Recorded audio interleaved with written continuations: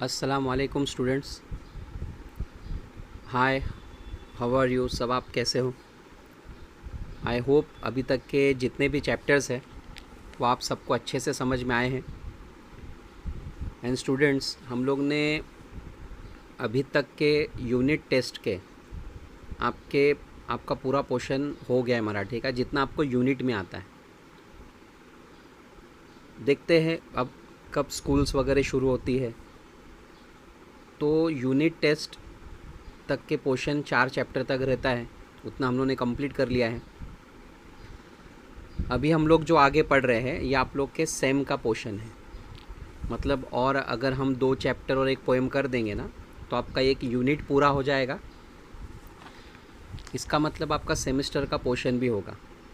देखिए स्टूडेंट्स, अभी school start होना, यूनिट टेस्ट होना, इसकी पॉसिबिलिटीज़ कुछ बहुत कम है। तो मैंने आपको हमेशा बोला हो कि आप नोटबुक में प्रैक्टिस करो। जो स्टूडेंट्स सिंसियरली नोटबुक में प्रैक्टिस कर रहे हैं उनको उसका फ़ायदा आगे चल के होगा। क्योंकि देखिए, कई बार मैंने आपको लेक्चर में बोला हूँ कि मीनिंग्स मराठी के लिखना, टेक्सचुअल कृति सॉल्व करना, ये सब प्रैक्टिस करने से आपका फ़ायदा है। कई वक्त आप लोग ने कई जगह से ऐसा सुना होगा कि अभी गवर्नमेंट पोर्शन कम करने वाली है, वॉटेवर जो भी है, बट हमको इन चीज़ों के ऊपर फ़िलहाल ध्यान नहीं देना है। हमको प्रैक्टिस करना है। देखो, अगर आप प्रैक्टिस करोगे तो आपको पैसे सॉल्व करने की एक हैबिट हो जाएगी। तो भले आगे चल के वो पोर्शन कट हो जाए, नहीं हो जाए, वो बात की बात है। आप फोकस प्रैक्टिस पे करो, है ना। तो आप प्रैक्टिस करोगे तो वेस्ट नहीं होने वाला है कुछ, उल्टा आपको अच्छे से एक हैबिट हो जाएगी कि कैसे हमको पैसे सॉल्व करना चाहिए। तो स्टूडेंट्स, कोई भी प्रैक्टिस वेस्ट नहीं होती, उसका फ़ायदा ही होता है। तो आप प्रैक्टिस करते रहिए।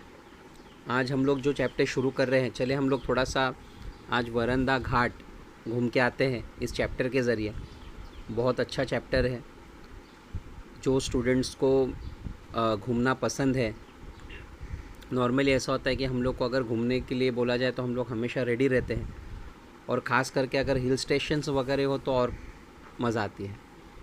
जैसे कि आपको पता है, हमारे महाराष्ट्र में माथेरान हो गया, महाबलेश्वर हो गया, ये 2 स्पॉट जो है बहुत खूबसूरत हिल स्टेशंस हैं। अरे ज़्यादा दूर की बात नहीं, हमारे मुमरा का पहाड़ी देख लो अभी रेनी सीज़न में, किसी हिल स्टेशन से कम नहीं है। अगर आप कभी गए होगे तो वहाँ पे भी वाटरफॉल हो रहा है, वाटरफॉल बह रहा है, वहाँ पे भी तालाब है ना। आप देखोगे तो पहाड़ इतना खूबसूरत है हमारे मुमरा का। कई बार आप लोगों ने अभी व्हाट्सएप पे या सोशल मीडिया साइट पर मुमरा के पहाड़ का आप लोगों ने फ़ोटोज़, पिक्स वगैरह देखी होगी, तो वो भी किसी हिल स्टेशन से कम नहीं लगता। तो स्टूडेंट, ये जो चैप्टर है ये वरंदा घाट है ना, सह्याद्री जो रेंज है उसमें जो वरंदा घाट है, वहाँ के खूबसूरती को और वहाँ पे जो राइटर ने जो एक्सपीरियंस किया है उसको यहाँ पे उसने हमारे साथ शेयर किया है। तो देखो, घाटात घाट, वरंदा घाट। तो अभी कैसा होता है ना कि जो ये खूबसूरत जगह है, जो जिसका नाम मैंने बताया आपको, वरंदा, तो ये घाट है। अब घाट क्या होता है? घाट सिंपल मतलब है कि माउंटेनियस डिफ़िकल्ट जो पैसेज होता है, माउंटेन का जो डिफ़िकल्ट पैसेज होता है हिल के ऊपर, है ना, पीक के ऊपर, तो उसको कहते हैं घाट। आप कभी पहाड़ पे चढ़े होगे तो चढ़ने और उतरने का जो रास्ता होता है ना, उसको घाट कहते हैं। अभी अगर आप मुमरा के पहाड़ पे जाओगे तो आप अगर उस पहाड़ पे चढ़ोगे, उतरोगे, तो वो जो आने जाने का जो रास्ता है, जो डिफ़िकल्ट रास्ता है ना, उसको घाट कहते हैं, है ना। तो घाटात घाट, वरंदा घाट, तो ऐसे बहुत सारे घाट हैं, लेकिन इसके अंदर राइटर का मानना है जो सबसे जो खूबसूरत, जो घूमने के जैसा जो घाट है वो है वरंदा घाट। ठीक है स्टूडेंट, तो अभी हम लोग ये चैप्टर के बारे में देखते हैं, ओके, कि चैप्टर में क्या डिस्क्राइब्ड है वरंदा घाट को लेकर। पहले इसका परिचय देखते हैं। परिचय, सेकेंड पैराग्राफ, ऊपर से 5th लाइन। मीनिंग्स पे ध्यान देना स्टूडेंट्स. प्रस्तुत पाठात इन दिस चैप्टर सह्याद्रीमधील सह्याद्री रेंज, देखो सह्याद्री रेंज बहुत बड़ा है. आपको पता है कि सह्याद्री रेंज, हमारा जो मुमरा का जो पहाड़ है वो भी सह्याद्री रेंज का ही पार्ट है. फिर उसके बाद कल्याण में जो हाजी मलंग का जो पहाड़ है, ये सब सह्याद्री रेंज है. सह्याद्री रेंज बहुत बड़ा है. सोचो हमारा मुमरा भी सह्याद्री रेंज में ही आता है. ओके. प्रस्तुत पाठात सह्याद्रीमधील वरंदा घाट, सह्याद्री रेंज में एक वरंदा घाट है. वरंदा घाटाची वैशिष्ट्ये, वरंदा घाट की स्पेशालिटी व तेथे घेतलेले अनुभव और वहाँ पे एक्सपीरियंस किए हुए, जो राइटर ने जो एक्सपीरियंस किया है, लेखकाने मांडले आहे. राइटर ने इस चैप्टर में डिस्क्राइब किया है. हा पाठ भटकंती अनलिमिटेड या पुस्तकातून घेतला आहे. तो एक बुक है राइटर की जिसका टाइटल है भटकंती अनलिमिटेड. भटकंती का मतलब होता है घूमना, ओके, और अनलिमिटेड मतलब अनलिमिटेड. यानी एक राइटर ने बुक लिखा है भटकंती अनलिमिटेड, इस बुक में से ये चैप्टर लिया है. ओके, चलिए स्टूडेंट स्टार्ट करते हैं चैप्टर को. ध्यान देना पैराग्राफ्स पे. तो वरंदा घाट से रिलेटेड है ना, एक वीडियो में ऐड कर रहा हूँ इसमें, वो वीडियो आप देख लेना. ओके.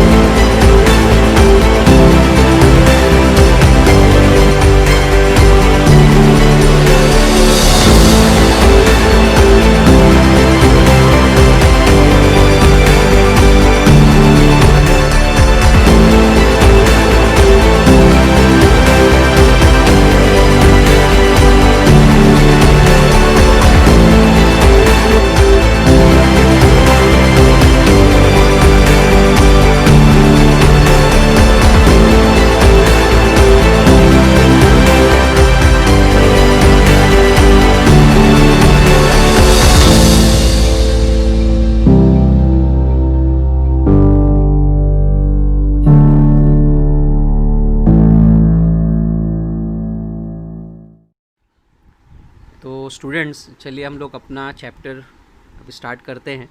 मीनिंग्स पे ध्यान देना। देखो, ज्येष्ठ महीना सुरू झाला। ज्येष्ठ महीना मीन्स जो मराठी कैलेंडर है। देखो, इससे पहले भी मैंने आप लोग को 2 मंथ उसके एक्सप्लेन किए थे, है ना। तो मराठी कैलेंडर का जो 3rd मंथ है ना, उसको कहते हैं ज्येष्ठ महीना। ज्येष्ठ महिना सुरू झाला की पावसाचे वेध लागतात। पावसाचे वेध लागतात। वेध लागणे मतलब अंदाजा येणे, यानी to anticipate, to await keenly, यानी बारिश का वेट करना। तो जैसे ही ज्येष्ठ महीना शुरू होता है, सब बारिश का इंतज़ार करते हैं। सोसाट्याचा वारा, सोसाट्याचा वारा मतलब तेज़ हवा। ओके, देखो स्टूडेंट्स ध्यान देना, पहले लेफ्ट साइड से हम लोग स्टार्ट कर रहे चैप्टर। हा, सोसाट्याचा वारा आणि पहिल्या पावसाच्या सरींची। सोसाट्याचा वारा मतलब ब्लास्ट ऑफ विंड, यानी बहुत तेज़ हवा, है ना। सरींची वार्ता पसवणारा। सरी का मतलब होता है शावर ऑफ रेन्स। बारिश की जो बौछार होती है उसको कहते हैं मराठी में सरी। सरींची वार्ता पसवणारा। वार्ता मतलब न्यूज़। पसरवणारा, स्प्रेड करने वाला। मातीचा सुगंध, मिट्टी की जो खुशबू है। देखो, बारिश जब पहली बारिश होती है तो मिट्टी में से खुशबू आती है ना। हे अगदी प्रत्येक वर्षी येतच असतं। प्रत्येक वर्षी मतलब एवरी ईयर, हर साल हम ये एक्सपीरियंस करते हैं। तो जैसे ही गर्मी का मौसम शुरू होता है ना, तो बारिश स्टार्ट होती है। पहले हवा आती है, फिर बारिश की बौछार होती है, ज़मीन पर गिरती है, वो ज़मीन में से मिट्टी की खुशबू आती है। हर साल हम इसे एक्सपीरियंस करते हैं। स्टूडेंट्स, मीनिंग्स पे बराबर ध्यान दीजिएगा। ओके, तरीही ते दरवेळी नवीन वाटतं, लेकिन फिर भी, है ना, फिर भी। दरवेळी, दरवेळी मतलब एवरी टाइम नवीन वाटतं। लेकिन ये सब चीज़ें ना हमें हर बार नया ही लगता है। मतलब ऐसा लगता है कि ये मिट्टी की खुशबू ये हर बार नहीं लगती है। बालपणी बेफाम होऊन। बालपणी मतलब बचपन में। बेफाम, बेफाम का मतलब होता है, जैसा हम कहते हैं ना, बहुत ही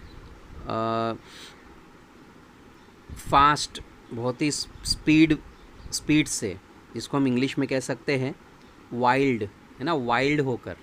ओके, बेफान होऊन। एग एग सरी माझे मडके भरी।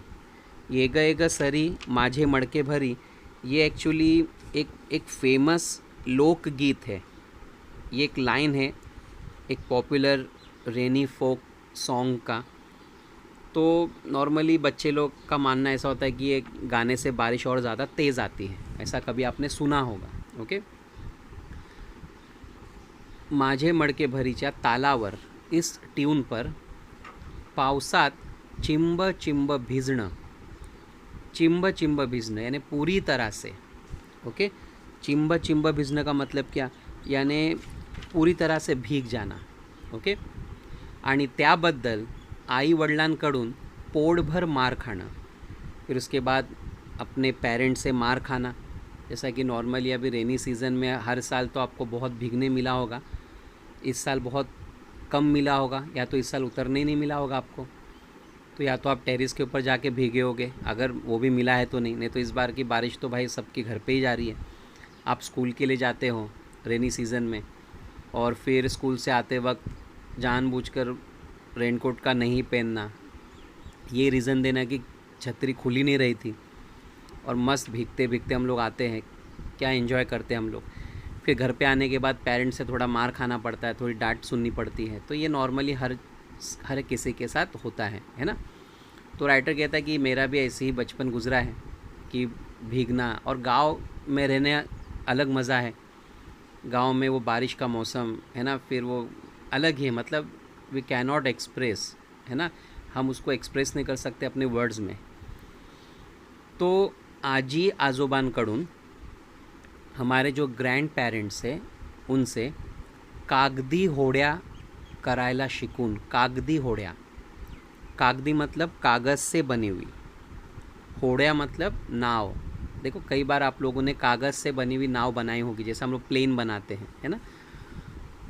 तो नाव बनाकर त्या पावसाच्या पाण्यात उस बारिश के पानी में सोडण्यासाठी, उस पानी में छोड़ने के लिए पुन्हा पावसाची आतुरतेने वाट पाहणं, और फिर बारिश का आतुरतेने वाट पाहणं। आतुरतेने वाट पाहणं मतलब क्या होता है कि टू वेट ईगरली, है ना, यानी बहुत एक्साइटमेंट से फिर बारिश का इंतज़ार करना कि कब बारिश आएगी और ये नाव को हमको पानी में छोड़ने मिलेगी। ओके, अशा कितीतरी आठवणी घेऊन, ऐसी कई मेमोरीज लेकर दरवर्षी पाऊस येत असतो, हर साल बारिश आती है।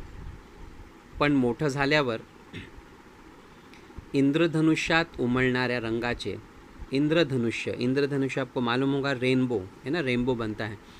और रेनबो का क्या वजह है, क्यों है, ये एक साइंटिफिक रीज़न है ना।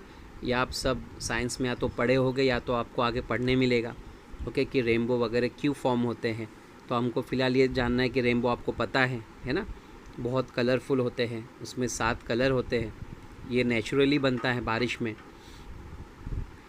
तो मोठं झाल्यावर इंद्रधनुष्यात उमललेल्या रंगांचे अर्थ समजू लागतात, अर्थ उमगू लागतात। उमगू लागणे मतलब to understand.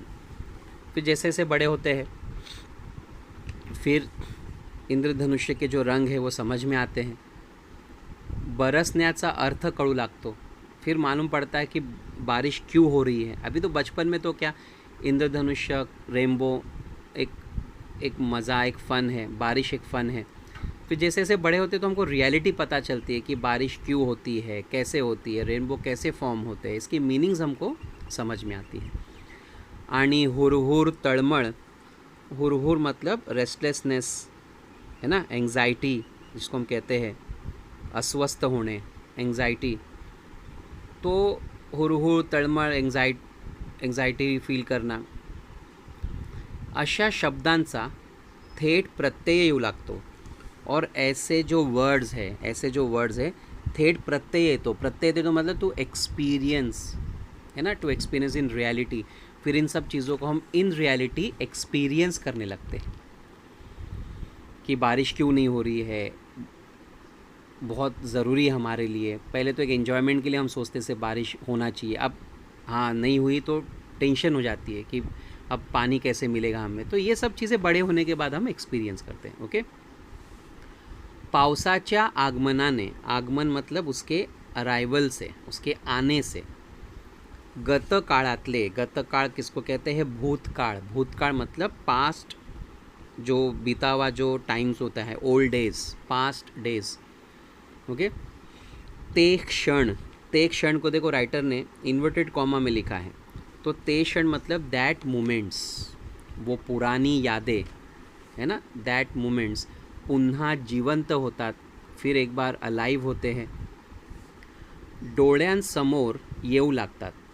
We experience in our eyes, हम अपने आँखों के सामने, in front of our eyes, हम अपने आँखों के सामने उसे दोबारा एक्सपीरियंस करने लगते हैं। आणि कधी कधी पापण्यांमधून, पापणी कहते हैं किसको, हमारी जो आँखें जो होती है ना, आँखें के जो क्या कहेंगे इसको हम लोग, पापणी मतलब आँखों में से, है ना, हमारी आँखों में से, तो पापण्यातून अलगदपणे वाहून जातात। अलगदपणे मतलब जेंटली, सॉफ्टली, अलगदपणे मतलब एकदम सॉफ्टली, वाहून जाता मतलब सिंपल, आँखों में से आंसू बहने लगते हैं, है ना। तो हमारी जो आँखों की जो प्यूपिल्स है ना, प्यूपिल्स है, उसके में से आंसू बहने लगते हैं। यानी क्या, हम पुराने दिनों को याद करके हमारे आँखों में आंसू आते हैं कि बचपन में हमने बहुत एंजॉय किया, है ना। अभी तो आप का बचपन अभी है, अभी तो आप बहुत सारी चीज़ें एंजॉय करोगे, बहुत सारी चीज़ें एक्सपीरियंस करोगे, लेकिन आपके पेरेंट्स भी कभी कभी आपको स्टोरी सुनाते होंगे कि हम बचपन में कितना बारिश में भीगे, कितना हमने गांव में एंजॉय किया, है ना, बारिश में कितना हम खेलते थे। तो ये सब अब कभी कभी हमारे पेरेंट्स, हमारे ग्रैंड पेरेंट्स हमारे से शेयर करते हैं। खास करके हमारे पेरेंट्स ये कहते हैं, ग्रैंड पेरेंट्स कहते हैं कि हमने जो एंजॉय किया हमारी लाइफ में तुमने कुछ नहीं किया। उनके ज़माने में मतलब कैसे कि वो बताते होंगे कि हम लोग आउटडोर गेम ज़्यादा खेलते थे, इवन माई सेल्फ, हम लोग भी बहुत आउटडोर गेम्स खेले। इंडोर गेम्स तो अभी अभी इंट्रोड्यूस हुआ है और उसमें सब आप लोग बिज़ी हो गए, मोबाइल फ़ोन। पहले बाहर हम लोग क्रिकेट खेलते थे, है ना, गिल्ली डंडा खेलना, लेकिन आज सब मोबाइल फ़ोन में आ गया है। खेल खेल के थक जाना, फिर कब नींद लग जाती थी पता नहीं चलता था। अभी तो आपका सर दुखने लगता है, आंखें दुखने लगती है, तब आपको नींद आती है, because you are too busy in computers, laptop and mobile phone and TV, of course TV, cartoons वगैरह, है ना। तो ये सब चीज़ों में हम अब बिज़ी हो गए हैं। तो पुरानी जो बातें हैं वो कभी कभी हमारे साथ, हमारे जो पेरेंट्स है, हमारे ग्रैंड पेरेंट्स है, हमारे से शेअर करते हैं। ओके, मग डोळ्यातला कोणता आणि बाहेरचा कोणता तेच कळत नाही। फिर इन्हें समझ में आता है कि आँखों के अंदर का पानी कौन सा और बाहर का, मतलब बारिश में भीगने से आँखों का पानी और बारिश का पानी मिक्स हो जाता है। असं बरंच काही अनुभवायचं असेल, अगर आपको इसमें बहुत सारी चीज़ें अगर एक्सपीरियंस करना है, तर वरंदा घाट घाटलाच पाहिजे। वरंदा घाट गाठलाच पाहिजे। गाठलाच पाहिजे मतलब वहाँ पे आपको जाना चाहिए। तो कहाँ जाना चाहिए? राइटर कह रहा है आपको ये सब चीज़ों को अच्छे से एक्सपीरियंस करना है तो वरंदा घाट। ओके, हून महाड़कडे जाताना आप जब पूना से निकलते हो, आपको पता ही पूना, महाड़कडे जाताना जब आप पूना से महाड़ की तरफ जाते हो, हिरव्या हिरव्या रंगाची झाडे पाहत पाहत, हिरव्या हिरव्या रंगाची ग्रीन कलर झाडे पाहत, पावसाळ्यातले टिपिकल पावसाळी कुंद, पावसाळ्यातील टिपिकल पावसाळी कुंद वातावरण, पावसाळी कुंद वातावरण। पावसाळी कुंद वातावरण मतलब क्या? रेनी सीज़न का जो एटमॉस्फियर है। ओके, रेनी सीज़न का जो एटमॉस्फियर है, एन्जॉय करत करत प्रवास सुरू असतो। आप एन्जॉय करते हुए आप ट्रैवल करते हो। राइटर बात कर रहा है मतलब रेनी सीज़न में, मॉनसून सीज़न में, है ना। तो मॉनसून सीज़न में जब आप पुणे से महाड़ की तरफ जाते हो तो एक बारिश की खूबसूरती को एंजॉय करते हो आप जाते हो। तो बंदिस्त गाड़ी मतलब हम कह सकते हैं कार, पैक जो गाड़ी होती है, व्हीकल, सुक्याने करण्यात जितकी मजा असते, आप कार से भी जाओगे तो एन्जॉय करोगे, त्याही पेक्षा जास्त दोन चाकी टू व्हीलर्स, है ना, टू व्हीलर यानी बाइक पर अंग भिजवत करण्यात असते, भीगते हुए जाने में आती है। तो राइटर कहता है कि अगर आप वरंदा घाट जा रहे हो तो आप कार में बैठ के जाओगे तो भी आप एंजॉय करोगे, लेकिन सबसे ज़्यादा मज़ा आती है कि आप टू व्हीलर में, बाइक पे भीगते हुए ट्रैवल करो। पावसाचं पाणी अंगावर घेत, बारिश का पानी अपने ऊपर लेते हुए, आणि रस्त्यावरून येणाऱ्या जाणाऱ्यांच्या और रास्ते पर आने जाने वालों के अंगावर उड़वत, जैसा पानी जमा होता है बाइक चलाते देखो दूसरों के आंग पे उड़ता है, बेफाफ वारा छातीवर झेलत, बेफाफ वारा और हवा छातीवर झेलत यानी हवा को एक्सपीरियंस करते हुए, आवडती गाणी गुनगुनत, फेवरेट सॉन्ग गुनगुनाते हुए, पावसाळी प्रवास करण्यातली, रेनी सीज़न में ट्रैवल करने की मज़ा तर काही औरच असते। और ये जो मज़ा है ये बहुत ही अलग होती है ना। मतलब इसका मज़ा राइटर कहता है कि हम नॉर्मली डिस्क्राइब नहीं कर सकते। असा शरीर गाठवणारा आणि मनाला उभारी देणारा, असा शरीर गारठवणारा शरीर गाठवणारा मतलब क्या? फ्रीजिंग, है ना, चिल्ड करने वाला। मनाला उभारी देनारा और मनाला उभारी देने का मतलब क्या? इसका मतलब होता है टू हम इसको कह सकते हैं टू रिफ़्रेश आवर माइंड, यानी हमारे माइंड को रिफ़्रेश करना, है ना। तो प्रवास कधी संपूच नये और ये जो जर्नी है वरंदा घाट की कभी ख़त्म ना हो ऐसे वाटते। तो राइटर जैसा कह रहा है कि टू व्हीलर्स पे आपको ज़्यादा मज़ा आएगी। टू व्हीलर्स में आप यहाँ के बारिश को एक्सपीरियंस कर सकते हो भीग कर। दूसरों के ऊपर जैसा बाइक चलती है तो नहीं पानी उड़ जाता है ना। तो रायटर कह रहा है कि ये सब आपको बहुत ज़्यादा मज़ा आएगी। पण पाहता पाहता बट देखते देखते मैलांचे दगड मागे पड़त जातात। और फिर देखते देखते क्या होता है कि जो पथरीला जो रास्ता है ना, वो पीछे पीछे रह जाता है। ओके, आणि आपण येऊन पोहोचतो ते वरंदा घाटात, और हम पहुंच जाते कहाँ पर, वरंदा घाट में। ओके, तो जैसा मैंने आपको बताया था कि पुणे से जब आप महाड़ के लिए जाते हो तो महाड़ जो एक रायगढ़ डिस्ट्रिक्ट में आता है, कोकण में है ना। तो बहुत सारे जो कोकण में रहने वाले, जो बेल्ट पे रहने वाले जो लोग हैं, उन्होंने कहीं ना कहीं, मुझे ऐसा लगता है कि महाड़ का जो ये जो रास्ता है ये एक्सपीरियंस किया होगा, है ना, वरंदा घाट का। ओके, तो उनको रियलिटी में पता चला होगा कि वाकई में कितना खूबसूरत है वरंदा घाट। ओके, घाटात घाट वरंदा घाट, बाकी सब घटिया, है ना। तो घाटात घाट वरंदा घाट बाकी सब घटिया मतलब क्या, ये एक एक्सप्रेशंस है, कहने का एक तरीका है कि सब में से जो खूबसूरत है, जो सुपीरियर जो है दूसरे घाट में, घाट का मतलब मैंने आपको बताया आने जाने का जो रास्ता होता है, डिफ़िकल्ट जो रास्ता होता है, उन सब में अगर कोई घाट है तो वरंदा घाट है, बाकी सब घाटिया है ना। मतलब उसने सुपीरियर बताया है दूसरे घाट से, किसको, वरंदा घाट को। Okay, I hope you are understanding, आपको समझ में आ रहा है चैप्टर। ओके, कुछ डाउट्स हो गए, कुछ डिफ़िकल्टीज़ होगी तो आपके पास अच्छा ऑप्शन है, वीडियो रिकॉर्ड करके हम लोग भेजते तो आप उसको 10 बार रिवाइंड करके उसको आप सुन सकते हो। ओके, असे इथे आल्यावर वाटते, तो यहाँ पहुँचने पर आपको ये एक्सपीरियंस हो जाएगा। पाण्यावर झुकलेल्या हिरव्या गच्च झाडीतून, पाण्यावर झुकलेल्या, झुकलेल्या मतलब बैंड, झुके हुए, हिरव्या गच्च झाडीतून और एकदम हरे पेड़ से। ओके, रोरावत बाहर येणारे, और उसमें से रोरावत, अब रोरावत मतलब क्या, फ्लोइंग विथ रोरिंग साउंड, यानी आवाज़ करते हुए, झरने की आवाज़ कभी आपने सुनी होगी, है ना। तो flowing with a roaring sound, roar कौन करता है, शेर करता है, लाइन करता है, ऐसे खाली उसको कंपेयर किया है कि आवाज़ करते हुए।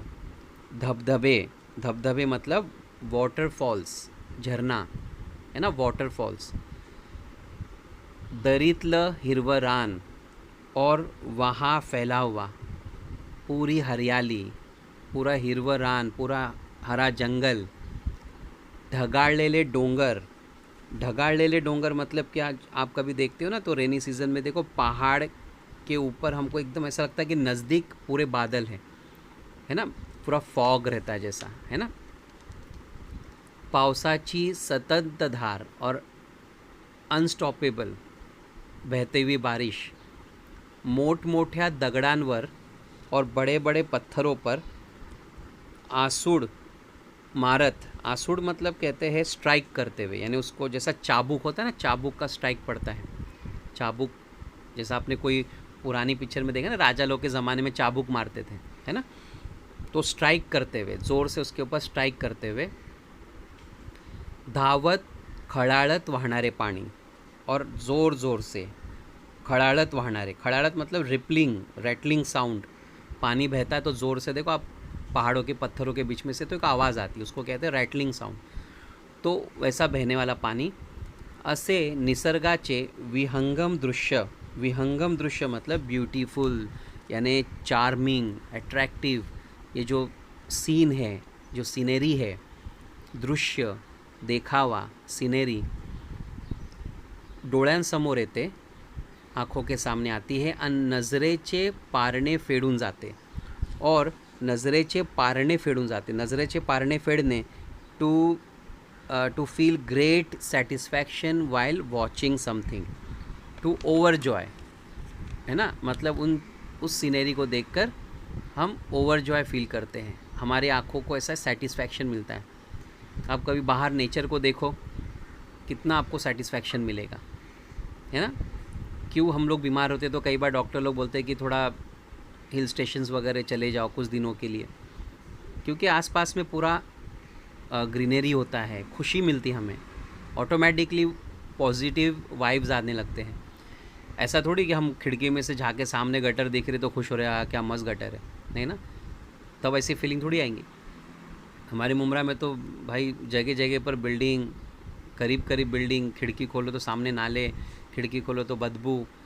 तो आप ऐसे जगह पे एंजॉय करते हो इन सब चीज़ों को जहाँ पे आपको ग्रीनरी मिलती है। अगर आपके घर के सामने बालकनी है और बालकनी में अगर आप बाहर देखते तो आपको ग्रीनरी है, तो आपको बहुत ही अच्छा लगता होगा, है ना। तो ये सब चीज़ें बहुत ही सेटिस्फाई करती है हमारी आँखों को। ओके, तो नज़रे से पारणे फेडून जाते, मतलब समझ में आया ना, आँखों को सॅटिस्फाय करना, टू फील ओव्हरजॉय। त्या पावसाळी वातावरणात और इस रेनी सीज़न में भजी, भजिया, वडे, वडा, चहा असा चमचमीत मेनू, चमचमीत टेस्टी, है ना, बहुत ही टेस्टी डिलीशियस मेनू मजबूत चापायला मतलब क्या, एकदम दिल भर के खाने में, है ना, पेट भर के, दिल भर के खाने में। वरंदा घाटातल्या टपऱ्यांसारखी दूसरी जागा नहीं। वरंदा घाट में टपरी है, टपरी मतलब छोटे छोटे जो स्टॉल्स होते हैं ना, बूथ टाइप, जैसा टेलीफोन बूथ होता है वैसे छोटे छोटे स्टॉल आपने कभी देखा होगा, ऐसे हिल स्टेशन में रास्तों में आते हैं। चाय की टपरी होती है, भजिया, वड़ा पाव, है ना, दूसरी जागा नहीं। और ऐसी कोई दूसरी जगह नहीं है। देखो रेनी सीज़न में नॉर्मली बारिश होती तो कभी कभी घर में हम लोग भी करते हैं, मम्मी को थोड़ा इंसिस्ट करते हैं, थोड़ा फोर्स करते हैं, प्लीज़ मम्मी थोड़ा भजिया बना लो, है ना, थोड़ा वड़ा बना लो। तो हमारी मम्मी हमें मना भी नहीं करती। आजकल तो लॉकडाउन है तो सब घरों में ही है, तो सब घरों के अंदर कुछ भजिया वगैरह बनाकर एंजॉय करते हैं, है ना। तो बारिश में इन सब चीज़ों का मज़ा बहुत अलग है। और अगर आप वरंदा घाट हो में तो अरे फिर तो क्या बात है ना। तो श्री वाघजाईच्या सोबतीने, अब जो वाघजाई है ना, ये वहाँ के वरंदा घाट में एक मंदिर है, अ टेम्पल ऑफ गॉडेस, है ना। तो वरंदा घाट का जो एक मंदिर है उसका नाम है, जैसा यहाँ पर दिया है, Waghjai, Shri Waghjai, name of goddess. सोबतीने उभारलेल्या टपऱ्यांमधून, सोबतीने उसके साथ में बनाए हुए टपरी में से, हाँ, राजेशाही खाना, और इसको एक राजेशाही खाना कहा गया है। देखो मतलब हम महाराष्ट्र में आप देखोगे ना, तो महाराष्ट्र के अंदर भजिया, खास करके वड़ा पाव बहुत मशहूर है। आप कहीं पर भी देखना महाराष्ट्र में वड़ा पाव बहुत पसंद करते हैं। इवन हम लोग भी खुद, है ना, आप लोग भी वड़ा पाव बहुत पसंद करते होगे, है ना। तो इसको राजेशाही खाना कहा गया है। ऐसा राजेशाही खाना, राजा लोग के जैसा खाना, अगदी ताज़ा ताज़ा तैयार किया जाता। और सबसे बड़ी अच्छी बात ये कि फ्रेश वड़ा पाव खाओ, देखो गरम गरम एकदम, उसमें अलग ही मज़ा है। ठंडा वड़ा पाव मज़ा नहीं आती। करके हम कभी जाते तो पूछते ना गरम वड़ा पाव है क्या। हमारे मुमरा में एक शिमला पार्क के, आप देखे होंगे, शिमला पार्क के तालाब के बाहर एक हमारे अच्छे दोस्त हैं, वो एक वहाँ पर वड़ा पाव लगाते हैं, बहुत बहुत अच्छा फेमस है, बहुत दूर दूर से लोग उनसे आके लेके जाते हैं। तो कुछ ऐसी जगह होती है जहाँ से लोग पर्टिकुलरली उसके लिए आते हैं, वड़ा पाव के लिए, है ना। इसी तरह से पहले हम लोग जब छोटे थे तो पूना वगैरह जाते थे, तो लोनावला वगैरह हो गया, वहाँ के भी ट्रेन में वड़ा पाव वगैरह आते थे। तो मेरे डैडी जो है वो खास करके हम लोग को वहाँ से ये सब परचेज़ करके खिलाते थे, क्योंकि हम छोटे थे तो बताते थे कि बहुत मशहूर है, बहुत फेमस है यहाँ का वड़ा पाव।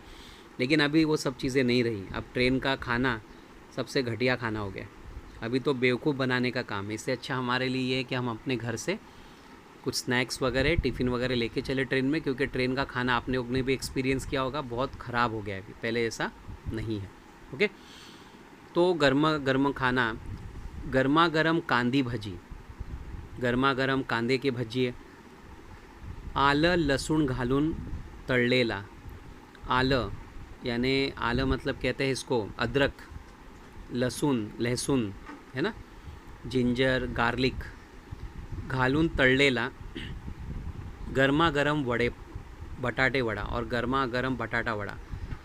सही में सुनकर ही एकदम मुंह में पानी आया था कि गर्मा गर्म बटाटा वड़ा, है ना। आणि सोबत वाफाळलेला चहा और साथ में गर्मा गर्म चाय, क्या बात है, मतलब अगर गर्मा गर्म चाय वड़ा पाव अगर आपको गर्मा गर्म मिला तो फिर क्या बात है। बाहर चलो चाय तो आप इतना मज़ा नहीं करते होगे, लेकिन आपके पेरेंट्स को पूछो चाय की क्या वैल्यू है ना। खास करके अपने डैडी से पूछो कि चाय तुम्हारे लिए ज़िंदगी में कितनी वैल्यू रखती है, ये सवाल करना आज, है ना। आज आपको एक टास्क दिया हूँ मैंने छोटा सा, अपने डैडी को पूछना, डैडी आपके लिए चाय कितना मैटर करती है, मम्मी आपके लिए चाय कितना मैटर करती है, फिर उनसे क्या रिस्पॉन्स मिलता है ना, उनसे क्या आपको मतलब उन्होंने क्या बताया इसके बारे में। तो उसका आपको एक मराठी में कोशिश कीजिए 3-4 लाइन लिखने का, या हिंदी में भी चलेगा। अपने डैडी और मम्मी से पूछिए कि आपके लिए चाय कितनी इम्पोर्टेंट है, उनका आंसर एक पैराग्राफ छोटा सा लिखकर मराठी में कोशिश करो, बहुत अच्छी बात है, नहीं है तो कम से कम हिंदी में लिखो, और उसका फ़ोटो खींचकर अपने क्लासेस का जो आपका जो जहाँ से आपको मैसेजेस आते हैं आपके, है ना, जो आपका यहाँ पर ब्रॉडकास्ट बना हुआ है, तो वो नंबर पे, क्लासेस के नंबर में आप उसकी फ़ोटो भेजोगे और मैं वो चेक करूँगा स्टूडेंट्स। ओके, तो एक छोटा सा टास्क है, इंटरेस्टिंग है, थोड़ा सा फ़नी है, कि आपको जैसे कि पूछना है अपने डैडी से मम्मी से कि मम्मी और डैडी आपके लिए चाय कितनी इम्पॉर्टेंट है आपके लाइफ में। तो ये आप पैराग्राफ लिख के भेजोगे याद से, मैं काउंटिंग करूँगा स्टूडेंट वाइज। ओके, बाहेर बरसणाऱ्या पावसाकडे पाहत और बाहर बरसने वाले बारिश की तरफ देखकर, या गरमागरम मेनूचा आस्वाद घेत, गरमागरम मेनू वडापाव भजिया, रानवाऱ्याचं घोंगावणं ऐकत, और रानवाऱ्याचं घोंगावणे, घोंगावणे का मतलब क्या होता है, रोर, आवाज़। देखो हवा जब ऐसे वैली में से बहती है तो एक अजीब सी आवाज़ आने लगती है ना।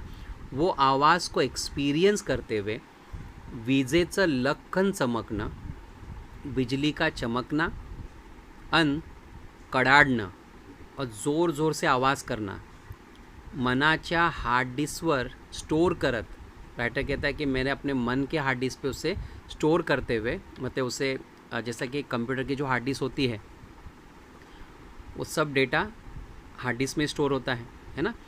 कसा वेळ जातो, कैसा टाइम चले जाता है ते कळतच नहीं, तो समझ में ही नहीं आता कि वहाँ पे आप अगर जाओगे तो बिजली कड़कती है ना। ये सब चीज़ें कैसे हमारे मन में स्टोर करते आती है इसे पता ही नहीं चलता। बराच वेळ गेल्यावर थोडंसं भिजावंसं वाटतं, थोड़ी देर के बाद ऐसा लगता है कि हम भीगे, पाय मोकळे करावे वाटतात, थोड़ा चलना, ऐसा लगता है कि थोड़ा चले यहाँ पर, थोड़ा डेयरिंग करावं असं वाटतं, थोड़ा सा ऐसा लगता है कि हम डेयरिंग करें, थोड़ा सा किनारे पर आके हम नीचे देखें, है ना, उस वैली में। जर असं खरंच वाटत असेल, अगर आपको सचमुच अगर लाइफ में ऐसा लगता है ना कि एन्जॉय करना, भीगना, वॉकिंग करना ऐसी जगह पर, थोड़ी डेयरिंग, तर इथे अशा जिगरबाज भटक्यांसाठी, यहाँ के ऐसे जो जिगरबाज मतलब जो डेयरिंग वाले है ना लोग हैं, उनके लिए कावळ्या किल्ला सज्ज आहे। तो यहाँ पे कावळ्या किल्ला है ना। कावळ्या किल्ला मतलब यहाँ के एक फेमस स्पॉट है ये किला, है ना। ये जो किला है, ये जो फोर्ट है, ये यहाँ का मशहूर जगह है।